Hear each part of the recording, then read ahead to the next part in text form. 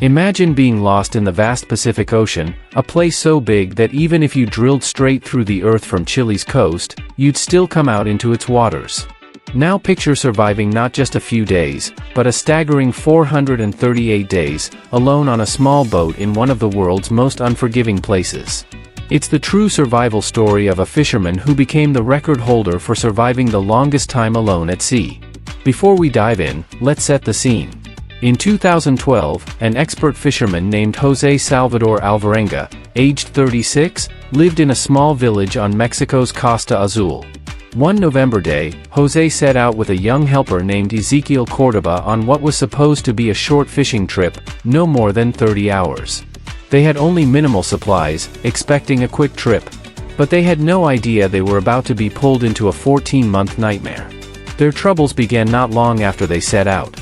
They were around 120 kilometers offshore, deep in the ocean, when a fierce storm suddenly hit.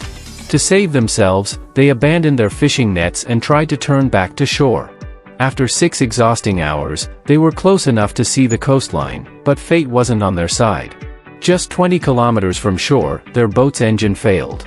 Despite having a radio, they managed only a brief call for help to their boss before the battery died, severing their last connection to the outside world. Then came the horror. High winds pushed them further into the open ocean, and in no time, the coastline disappeared over the horizon.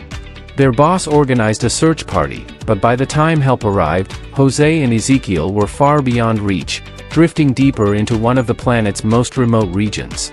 Days turned into weeks. Their food ran out within days, forcing them to survive on birds that occasionally landed on their boat and fish caught with their bare hands.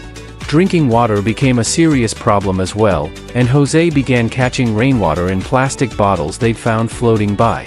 When it didn't rain, they survived by drinking fluids from the fish they caught. Yet with each passing day, survival became an excruciating battle, and soon the endless solitude began to wear on them mentally. By month 5, the toll became too much for Ezequiel. With no hope left, he tragically lost his will to live, leaving Jose utterly alone on the small boat, drifting across the vastness of the Pacific. Jose now had no one to speak to, no one to share his fears with, just an endless expanse of water in every direction. After more than 6 months alone, Jose spotted a cargo ship in the distance, his first sight of humanity in months. He waved, shouted, did everything he could to be noticed. But the ship sailed on, never seeing the tiny boat. Imagine the heartbreak of seeing rescue so close yet so unattainable. Still, Jose held on, moving from frustration to sheer determination. The months wore on, and by this time, Jose had traveled more than 8,000 kilometers. His clothes were tattered, leaving him barely shielded from the sun and cold. It wasn't until January 2014, 14 months since his ordeal had begun, that Jose's luck finally changed. He noticed coconuts floating in the water, a sign of land nearby. His heart leapt as he finally spotted the outline of an island. He didn't wait. Fearing the currents might sweep him past, he jumped into the water and swam to shore. Jose had made it to Eben Atoll, part of the remote Marshall Islands, nearly 12,000 kilometers from where he'd started. Local islanders found him, barely alive, sunburned, emaciated, and in desperate need of help.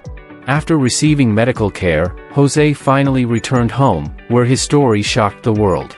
But Jose's troubles weren't over. Shortly after his return, he was faced with accusations that he had caused Ezequiel's death, a claim Jose denied vehemently. He even published a book titled 438 Days about his experience, determined to tell his side of the story. With that said, thanks for watching, and until next time.